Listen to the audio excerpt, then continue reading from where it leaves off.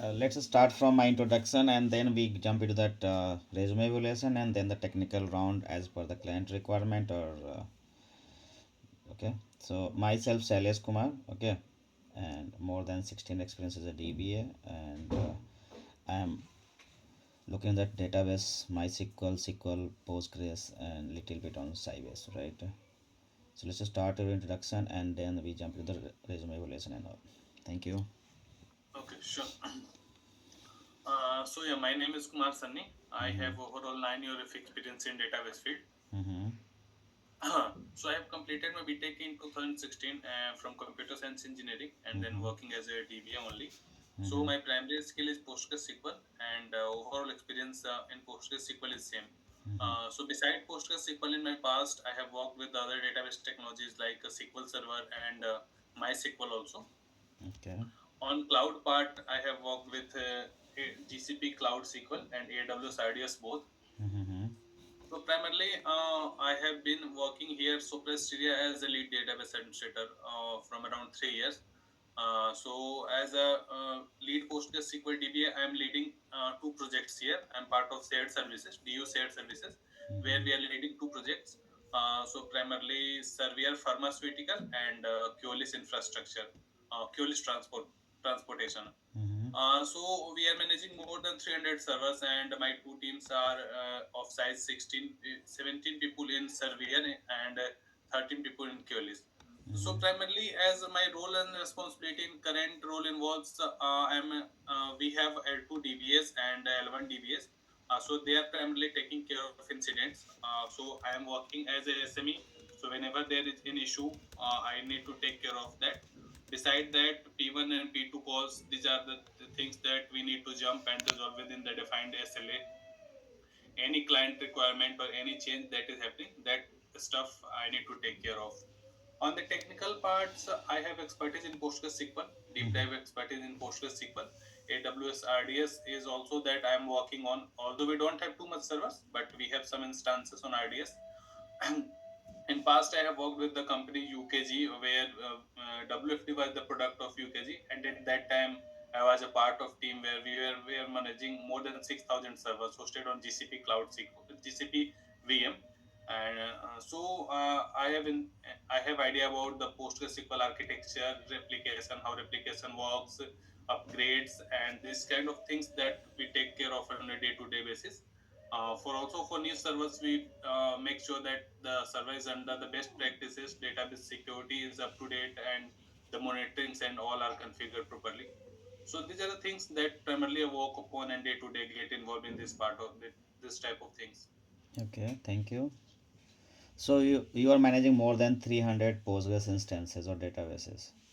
Yes, in my current project, we are managing those That is an things. instance or databases. Instances. Okay, so that is shared or dedicated? No, no, mostly dedicated. I Dedicated. mean, So, on a one server there is a one application working, and in one application there are some server where we have a two or three instances, but mostly for a single application, single server, single okay. instance. So, are you using any multiple schema or default schema in that dedicated databases? Also, that's depend on application team requirement. So Mm-hmm. sometimes like application user is created. Mm-hmm. So if they require, they create sometimes a schema with the application name. Mm-hmm. Like there's a Ghoster application, then there's a Ghoster database and Ghoster application. And in some cases, they are creating the things on the default PGM as well. Okay. So, have you faced any difficulties while monitoring more than 300 instances? Not any difficulties I have faced actually, but yeah, improvements we have done. Mm-hmm. Like recent improvement that we have done when a project was handed over to us, the Mm-hmm. alerting was configured on logs part. Mm-hmm. So we started receiving alerts for logs. Mm-hmm. So by default, team checked and closed that incident because there was no log at that time. But when we started receiving more alerts about logs, then we realized that we have checked and realized that locking is a normal part of PostgreSQL application as not an issue until unless it creates blocking. Mm-hmm. So at that time we have coordinated with the tools teams and deleted the logs alerts, and then we have checked that the blocking alert is missing, which was more critical. So we have provided scripts to them, and then testing are done. and we have created alerts on the blocking session for more than the one any blocking more than 5 minutes that we have created. So these are the one improvement that we have done. So after So finding this alert, you are automated to kill that session, or you are doing manual session killed by the your DBS. sorry, So can you provide? basically, you got blockings, right? Yeah, So it is right. waiting for 5 minutes, right? Hmm, So you hmm. get an alert. So you are killing that session, block session manually, or it automated.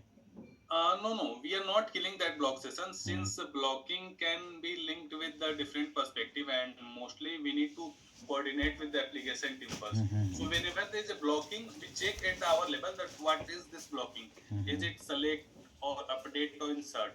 So as long as select is safe, but if it's insert and update, it can create a issue with the application getting timed out. So even if it is select, we coordinate with the application team. We drop a mail to them, or if depending upon the server, like our server is also classified into three parts: gold, silver, bronze. So depending on that, we have a process how to check with the application team. So initially we coordinate with the application team if that this is the blocking session and this query is causing the blocking. So please confirm if we are good to kill, or you need to make some changes in application, you are restarting application. So once they have confirmation, but yeah, in most cases, if we have a select statement, we get information that please go ahead and kill this query. And if it's frequent, then we also ask them to analyze that why this blocking is present, and restructure your query in such way that we do not have blocking on the server. Okay. So you have worked on many tools of Postgres, right? Yes. So have you seen any difference between PG pool and PG Bezier or PG Bouncer? What is the facilities you are getting in these tools? Hello. Yeah, I Hello. think, yeah. Have you Sorry. got my question? No, no. Actually, video was stuck there for 2 minutes. Okay. So my question is, you are using many tools, right, in Postgres, Right. right? So PG Bouncer, PG Pool, Barman, right? So what are the difference between these tools? Why you are using these different tools? So actually, I mean, in current environment, we are not using all these tools. Mm-hmm. I have worked on these tools in past. Okay. So like, if you consider PZ Barman, mostly tools we have used in UKG, my last company, Mm-hmm. because it was a huge infrastructure. We were Okay. that time it's a product. It was a product of Kronos, Mm-hmm. and it was more than 6,000 servers. Mm-hmm. So different servers has a different complication, and on basis of that, we have configured with these tools. Like PG Bouncer, we were using for connection pooling in one of for the one out of the client. Mm-hmm. So where there was a flow of connections, and Mm-hmm. we have observed that the resources were getting wasted. Like connection was being made released. So each time PostgreSQL makes connection, it takes some resources at OS level. So for that, we have configured PG Bouncer. Mm-hmm. Then PG Barman and PG Backrest we also use for some projects in UKG for the backup purpose. So Mm-hmm. actually there was a requirement of incremental backup, and in PostgreSQL prior to 17 there was no direct incremental backup. Right, right. So at that time we have used PG Backrest for that purpose. Okay. So if you use PG Bouncer, then what is the different PG Pool, right? Actually, both are used as a connection pooling. Mm-hmm. Both are used in connection pooling, and the also the relative concepts remain same. Mm-hmm. PG pool is a bit light-weighted connection pooler, Mm-hmm. and PG bouncer is bit heavy. I mean, difference in terms of technically, there's not too much difference. And it's like a different tools for the same purpose. Mm-hmm. Okay.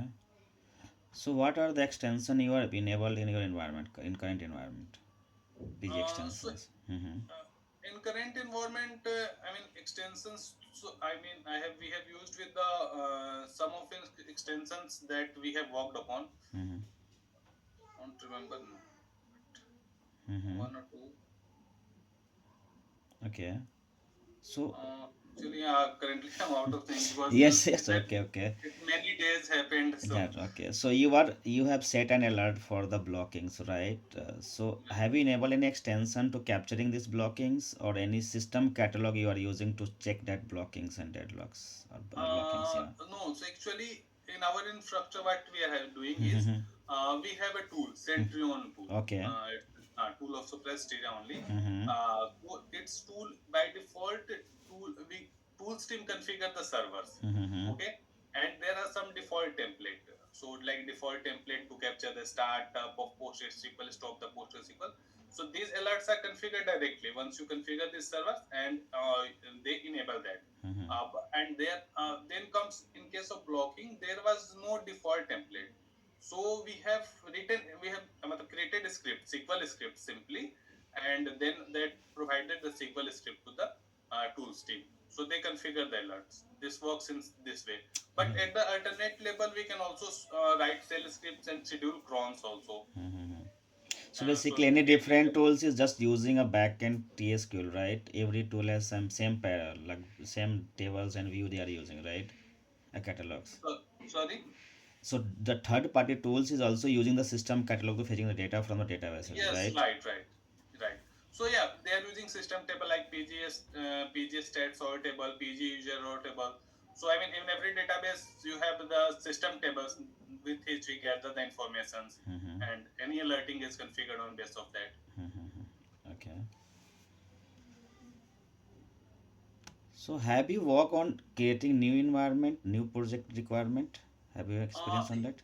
yes, right. I have worked on that. So at the times we have a requirement, for the new server to be installed, Mm-hmm. and primarily we gather the details like that. What is the size of, what is the transactions you are expecting, Mm-hmm. what is the size of the DB, and how long you are expecting it to grow. Mm-hmm.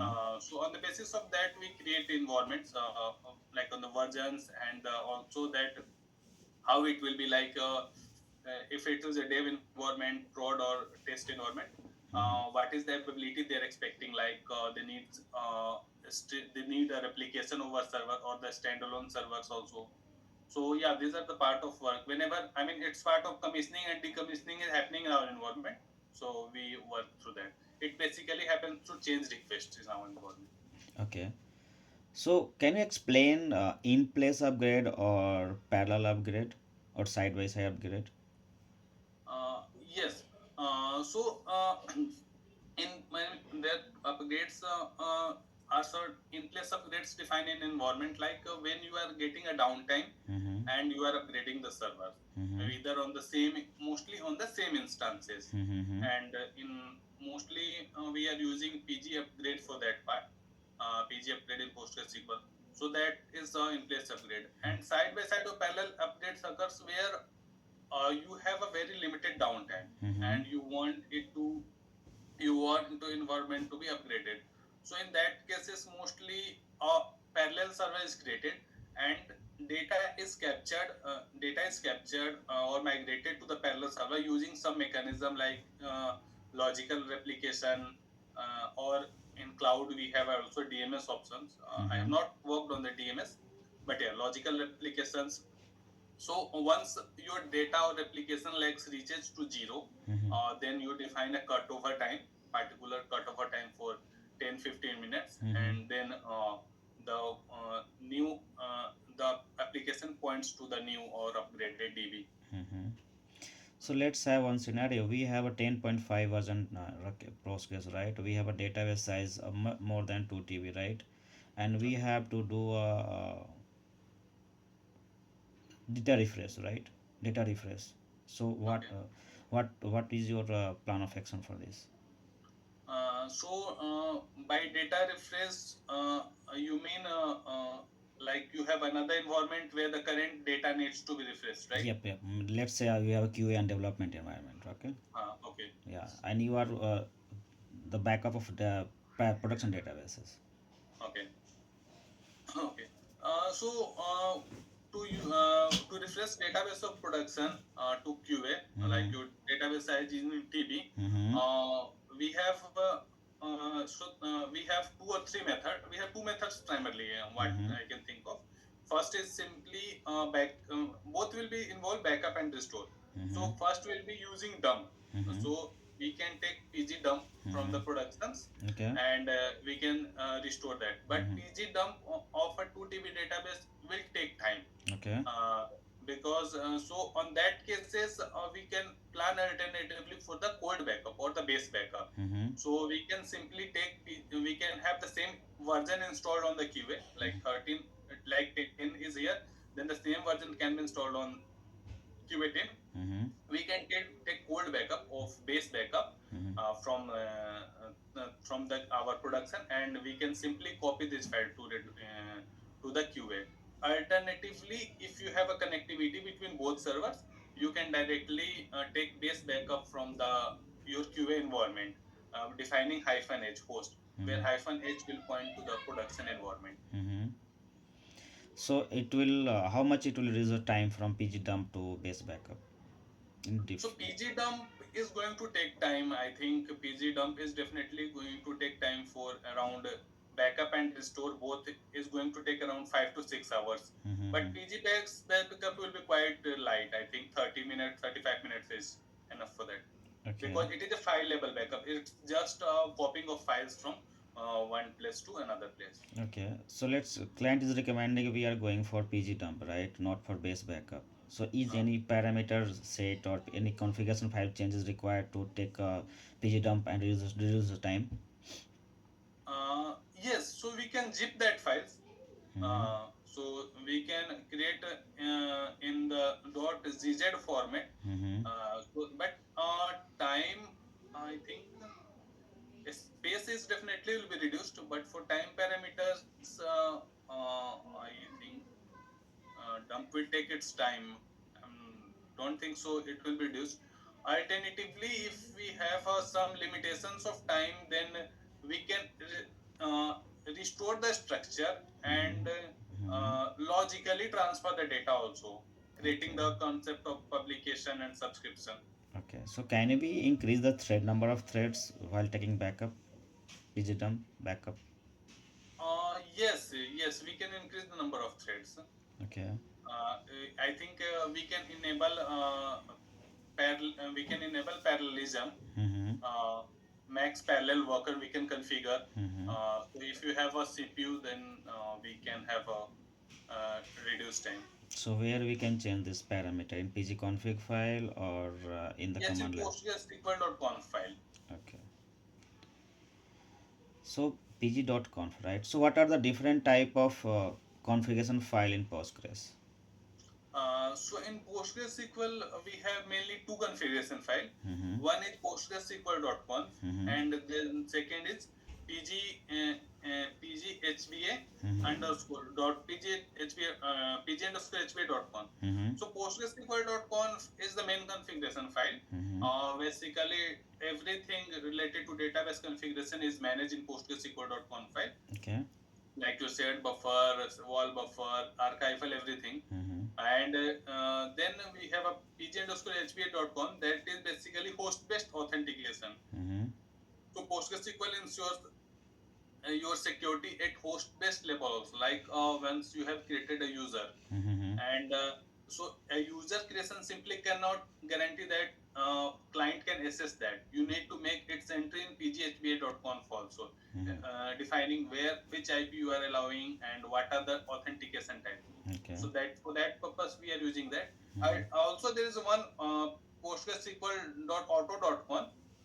So basically that has a that is the when you make changes through alter SQL file, going to pSQL and alter system settings, that is stored in the autoconf, and it is also the last file that PostgreSQL reads. So any parameter that is in PostgreSQL.conf, and then its change value in auto.conf, then the once restarting auto.conf will be effective.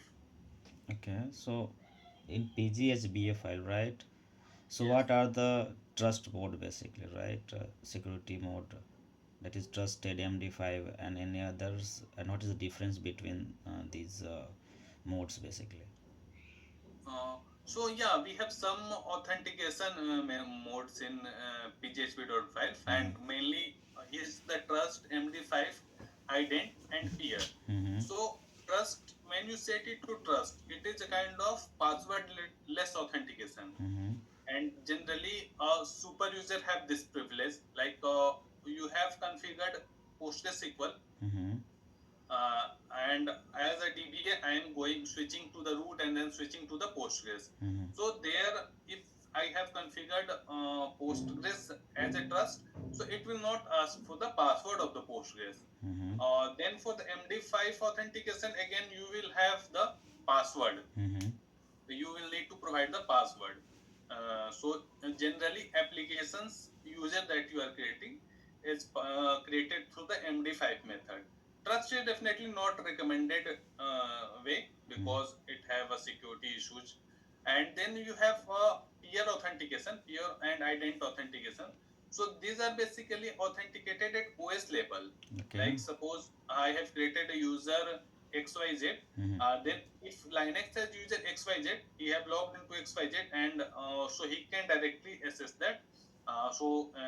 We are authenticating not at DB level, authenticating at the OS level. Okay. So can you explain PG underscore ident file? What is this? Uh, yes, PG underscore ident. Uh, You just said na they have an int of ident, ident, right? yeah, ident authentication is at OS level only, but Yeah. PG underscore ident, I think, yes, there is one That file entry written. should be in PG ident conf file, right? Uh, If you're yeah, I providing an guess OS level. OS level, yes. Okay. So, what are the parameters you have set in your current environment or the development, not a development, production environment? So in production environment, we are depending upon the server requirement, we are configuring, and also we are following some best practices for that. Okay. Like we are following a general practice that we are following is to configure shared buffer primarily. So we are taking it to around 30 to 40% of the RAM, total RAM that we have available. Mm-hmm. uh, Also, authentication is that one I told you that we are configuring is based on the requirement for the applications. Usually, we are creating MD5 only. Mm-hmm. Uh, then we are controlling, like if application require access from every IP.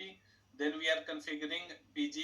We are configuring host based authentication file with the entry of 000, so that it allow access to all. Else we are restricting it to IP. Like there are some cases where application is being accessed from a single IP or range of IP. So we are defining that. Also, we have enabled archiving in our server. So for that purpose, we have set the wall label, and we have set archive command and archive command, where we are archiving our wall files to certain locations. For some application, we have created streaming replications also. So on that part, we have a master slave architecture. Also, we have enabled logging. We are keeping logs of last 7 days and rotating it. So that are the basic things that we are doing. And if there is certain requirement that these parameters need to be changed or analyzed, we are doing that also. Okay, Like so let's have a like scenario. We have 32 core of CPU, right? 128 GB of memory. So, what are the values set for PG? We can say that shared buffer, temp buffer, work memory, and index memory, and effective cache sizes. so if you have, I mean, CPU is something that is not much configured except max parallel worker. So if we want parallelism to be enabled, we can have a max parallel worker set, and on the 32 core CPU we can go for the 4 to 8 max parallel workers for that part. Mm-hmm. Yeah. So mostly configured part is RAM. So Mm-hmm. shared buffer is something that we can go with the 30% around Mm-hmm. of that 128. Mm-hmm. Then wall buffer and temp buffers can be left to the default, because by default wall buffers takes to 1 by 16th of shared buffer. Mm-hmm. So we can leave that to default. Effective cache size is something that we can configure for the 50% of the RAM. Okay. uh, 50 to 75% of the RAM is something that we can configure. So we can go with by default 50%. We can also set work memory and maintenance work memory. Work memory is by default 4 MB, and if until unless we have a specific requirement, we will not change that work memory because a session can be lightweight. Also, the queries, like if you have a certain queries that is we think involves heavy sorting, so for that part you can set the work memory at session level also. Okay. So that is recommendations we can follow. Beside that, maintenance work memory depends upon how the data is being frequently assessed. I mean, how the what is the frequency of auto vacuum running or Sunny, vacuum? sorry to interrupt you. Can you share your screen right away? The way, I mean, you are explaining. Can you share your screen? Yeah, sure. One second. Was there any other window open with you? My mail is open with me. Which mail? The mail with which I have joined the link. Okay. I can share my screen.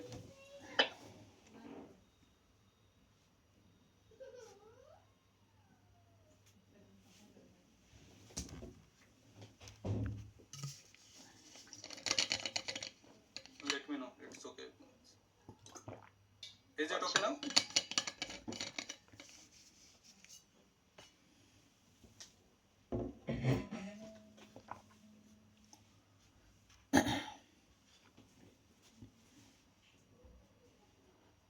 Mm, okay. Fine.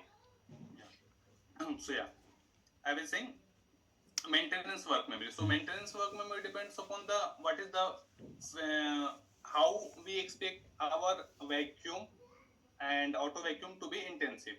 Like for vacuum, if you consider by default we can say to the 2 GB if we have 128 or 2 to 4 GB of that. Mm-hmm. So that is the one thing that we can consider. Also, once our in maintenance work memory we will have our this we will have a vacuum, reindex, and analyze. So these things will be under the maintenance work memory. Okay, so if let's have a one scenario, if we are increasing temp buffer or temp memory, by Mhm. default is 4 MB, right? To I'm going for 16 MB. So what will the impact on the database server? Work memory, right? Yep. No, Yeah. so temp memory, not work memory. Okay. So temp memory is basically used for the temporary tables. Mm-hmm. Temporary tables. So it depends on the applications. Like when if your application is assessing that temporary tables, what is the sessions that we are getting? Suppose you have got too much sessions. Mm-hmm. Like if you have 100 sessions Mm-hmm. and it involves temporary tables, creating temporary tables and temporary sorting. Mm-hmm. So that 16 MB will be used and 16 multiplies by 100. So if you have simultaneous multiple tables, then you will face high memory uses at Okay. that time. Okay. Okay. So can you explain me the background processes of Postgres? Yes, I can. So in PostgreSQL, we have some background process that performs a different functionality. Mm-hmm.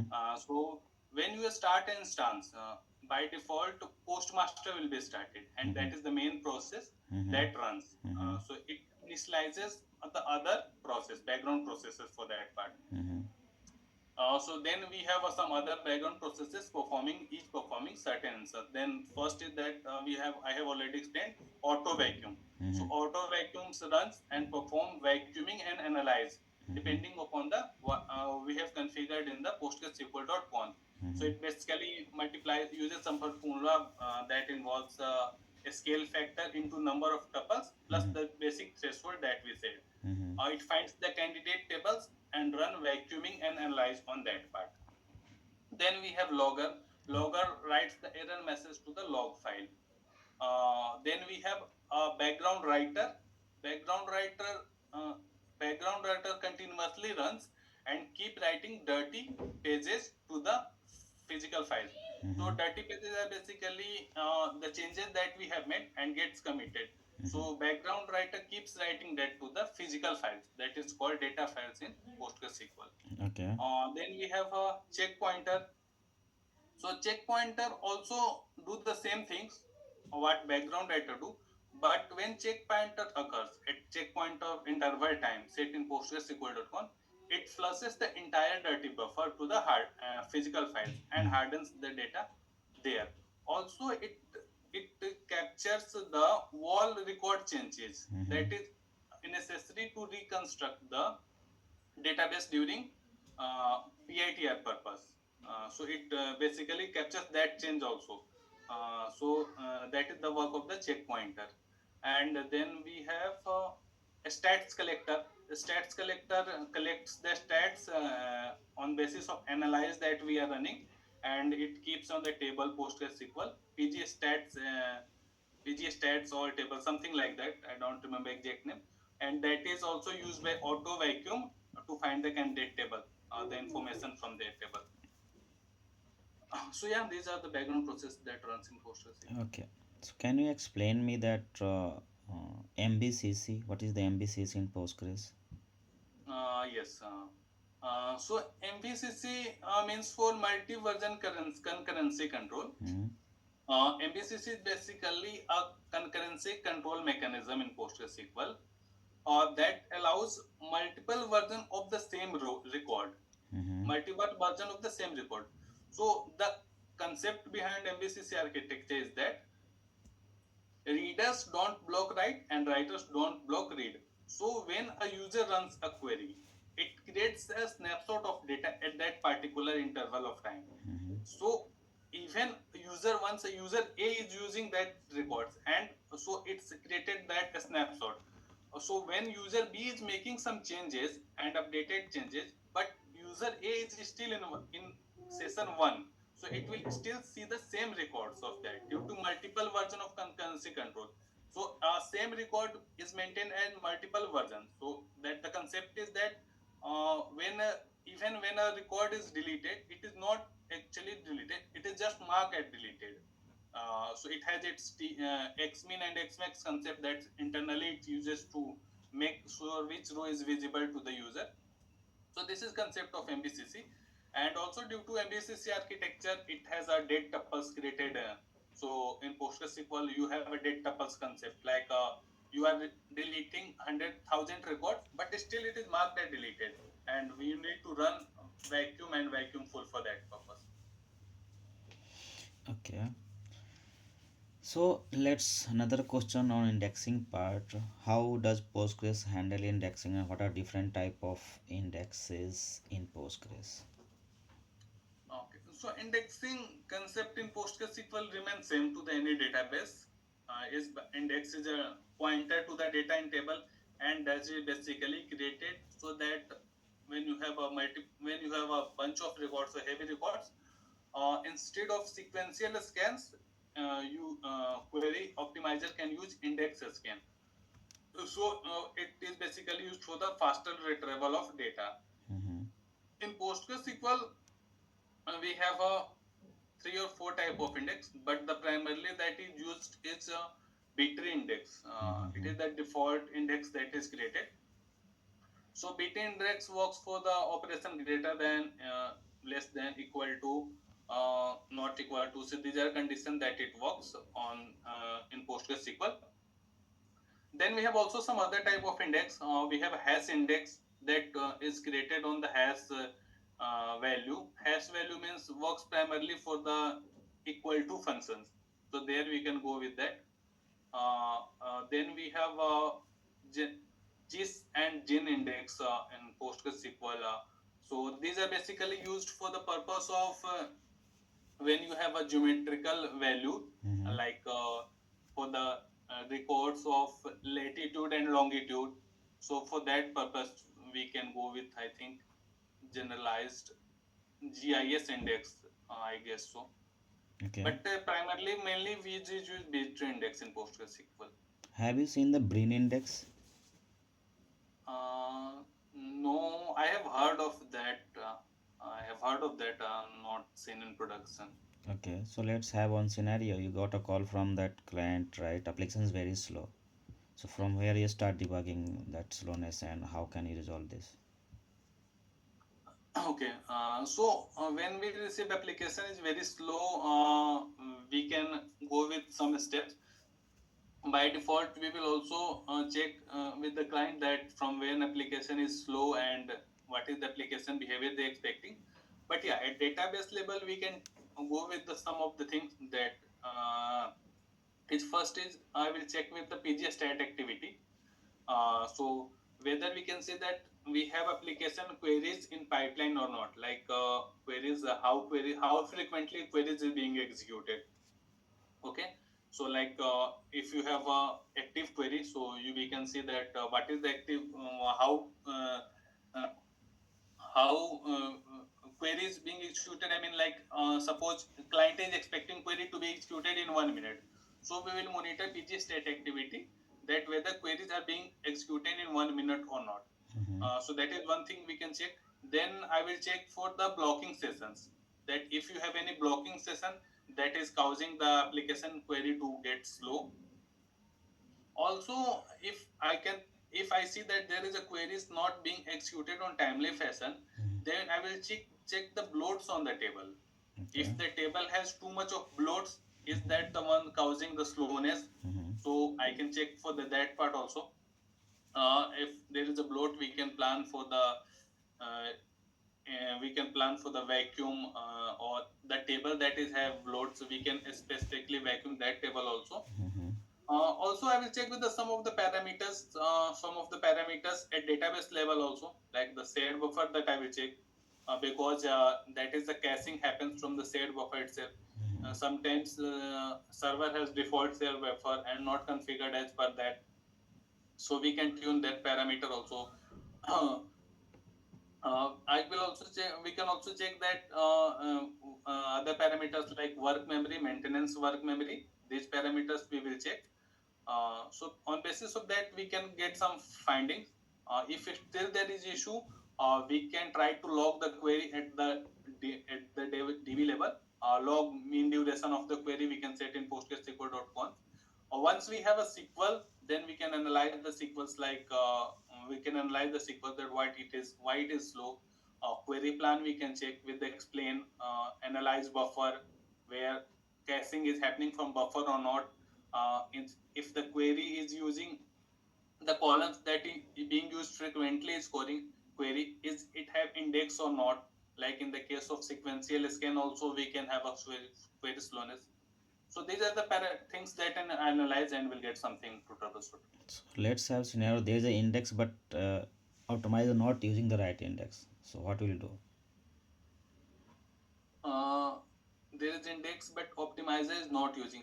So if that is the case, in PostgreSQL, although query planner chooses the best way for the query execution plan, but there's options in PostgreSQL. We can force optimizer to use the index, Mm-hmm. and we can compare. I mean, currently I don't remember that configuration name, but there's the options. So we can implement that and check which the query cost. In the which case we are getting best query cost, and basis on that we can plan the next step. Okay. Can you explain the difference between subquery or CTE? Subquery and CTE. uh, yes, subquery and city. Yep. Uh, City difference. So I mean, subquery is which is a kind of when we are using query within a query, Mm-hmm. like you are using first query, and then first query is using the output of second query to get the results. Uh, so that is subquery, and city is city. Uh, Common table expression, right? Common table expression. Yeah, remember. Not getting for now. City. Okay, not an issue. So let's one more scenario on troubleshooting, right? You are getting call from that application team, right? And they are trying to connect the Postgres, but they are getting an error, right? Too many connections. So Hmm. how will you resolve this? Getting too many. Connections. Okay.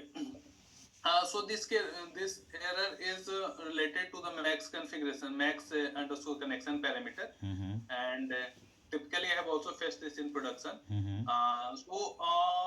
You have a three we in PostgreSQL.conf we reserve three connections for the super user. So as a DBA, we can initially we will log in with our super user Mm-hmm. and check the connections. That is what is the connections that we have. Mm-hmm. Like using pgstat activity, we can check the number of connection that is configured. So there are few things that we can check initially. One thing that we can check is there are times when application is not closing the connection properly, and that is creating the connection in idle state. But still connection is being used, and we have faced this issue in many environments. In last company also we have faced this issue. Mm-hmm. So at that time, one thing is that we can highlight this to client that you need to close the application, connect the application, use the resources, and close the application using whatever connection like JDBC connection or anything you're using. Mm-hmm. So that is one thing that exhausts the connection. And then we can check that due to some issue or due to some query is in idle in transaction restrictive state, and or some select statement is not getting completed. Depending upon the analysis with the application team, we can kill that session also. Alternatively, last step is that if that is the expected behavior, like application is expecting 150 connections, normal connections, and your connection is 100 or 120. So in that case, we can set the max connection parameters to the 300 or 500, depending upon our CPU and our RAM utilization mainly, because each connection will use work memory. So Right. that part also we need to consider. Mm-hmm. Okay, let's one scenario, right? You are getting an error like no enough space on the device, right? Hmm. So how will you resolve this? So no enough space on device linked to that our data directory is full. Mm-hmm. And in that case, PostgreSQL will stop. Mm-hmm. So PostgreSQL is stop. So here we have some troubleshooting steps that we can follow, and alternatively, as a last step, we need to go for the drive extension. So on the drive, we can see that if you have if you have files that is expecting to be that we can clean up, basically a housekeeping activities initially we will check unnecessary files that we can remove. After that, if we are able to start our server, we will check vacuum on servers, like what is the bloats on the server, database server. So if you have too many bloats, we can plan for the cleanup. But yeah, here we have two scenarios. We can clean up using vacuum and vacuum full. So again, vacuum full will be blocking operations. So that is something we need to plan in downtime. Mm-hmm. But vacuum is something we can do if we have too many bloats. But yeah, that also will free a space at DB level, not at OS level. So if you have a limited space, housekeeping does not work, and vacuum full is also not feasible. Then you can go for drive extension. Alternatively, if we can get some downtime for the table wise also, and if you suppose you have a 10 or 15 GB of bloats on the server, we can clean with the help of vacuum full. So that will be basically blocking. That will be basically a blocking operation and will take some time. Yeah. So let's say after a couple of days or couple of months, you face same issues, right? This is not a Hmm. permanent. Like you get again the same issues. Then what will do then? Okay, so if we are getting same issues and we are seeing database size is also increasing, like table size is increasing, DB size is increasing. Alternatively, there is no option except expanding drive, because data is coming to database, it will take a space. But yes, if it is temporary, then we can think what is the issue. Like there are cases once we have faced in our environment, production environment, where temporary files was being created, pgsql underscore temporary files was being created. So that was basically due to once some session were being connected, a temporary files were being created, and that was taking space. And once the session was getting closed, so that space gets free up. Also, we have identified the issue. It was already not linked to DB. So we have highlighted to application team that your particular this query is causing temporary files, and so they have restructured the query. But yes, if that disk is increasing because of data coming from application, and maintenance activity is in place, then definitely drive extension is also option. But we can plan our maintenance activities in a way so that application uses the DB space itself. Like the vacuum will free the space at DB level, and the new data will occupy that space. Okay. Is there any way to move this one table or couple of tables from PG default space to user defined table space? Yes, in we can you can create a table space in PostgreSQL. Uh, you can create a table space on the different drive, and you can move that for a particular table you have created. You can create for the different table space. You can keep your data there also. Can you write this command? How can you create a table space and how can you move this couple of tables to different user defined table space? Uh, Command to I don't remember, but I mean creating table space is simple. Create table space, and then there are basic sequels. I mean don't Yes, remember. yes, right. We So are not basic. doing that in production daily. You will map that table space, right? Do not use tables. Okay, not an issue. So, have you got chance to write PGSQL or TSQL in environment? No, I mean not. We have been. I mean mostly I'm taking care of production DBA part only. Yeah, so So DBA part sometimes required to create some tables, view, procedure, functions. yeah, right. I mean yes, I didn't get much chance to work on that part. Okay. So you can familiar with the object, right? Yes. So can you differentiate between view and materialized view? Yes. So view is basically a structure. Mm-hmm. Like when you create a view on a table, it is basically you are creating a structure. You are creating a structure. When you run the view, select a star from that view name, then it will whatever your on the basis of which query you have created view, it will fetch the result and show to you. It does not have a live data on it. On this physical table, it has no data. Every time you query, you get that. And basically you use view for abstraction purpose, for making the complications in the simple, making the query simple. So that is view. But materialized view is basically, materialized view is used for one basis of the query. It holds the data on the physical level. And basically when you have a complex query and its data is taking time, and you are using that for the historical analysis or reporting purpose, then on that case you can go for the materialized view. It will have a data, and that data is will based on the query, and so that is mainly used for reporting purpose and all. Also it is not refreshed automatically, so you need to plan its refresh, either using SQL plus cron jobs or with the PG agent, something like that. You need to plan its refresh. Okay. So while query tuning, you have seen the joins, right, in the query. So can you Yes. explain some joins that you seen in your environment? So joins basically, I mean, is I mean joins in the simple terms. It's like you have inner join, then outer. We have inner join, outer join. Uh, then inner joins also, we have a two or three category of that: left inner join and left outer join. So basically, joins are done in the case in terms of when you have a when you are using the data of one query, when you want to get a data from the two query basis on the certain conditions that we are doing. So that purpose we are using join. Okay.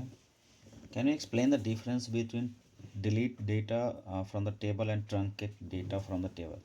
What are the difference between truncate and delete? Yes, right. So delete data from table and truncate data from table both deletes the data, but the difference there are some key differences at high level. Uh, so delete we have a we can apply where conditions to delete certain range of data, Mm-hmm. but in truncate you don't have that condition.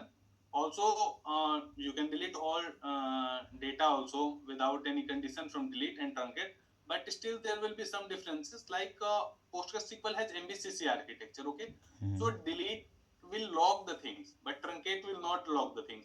So in terms of bloat and all, you have a more bloat in the case of delete. Sorry, but in truncate will be faster operation as it will have minimal logging. So delete is comparatively will be slow than truncate. So can we roll back these activities, delete or truncate, after some time if required?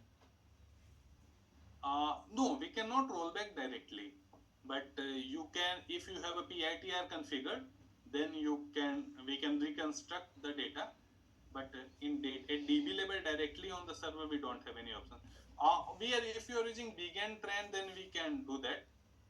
Begin Tran and commit run, but by default, if you have run this, you cannot roll back. Okay. So you have worked on many RDMs, right? Yes, I mean, currently I'm working on PostgreSQL also, but when I was in Wipro, I was working on the SQL Server and MySQL also, Mm-hmm. and in also UKG, I have worked on some MySQL at initial L1 level, Mm-hmm. and also on the DataStax Cassandra, I have worked on some part, very basics. Mm-hmm. Okay. So can you differentiate between data DBMS and RDBMS?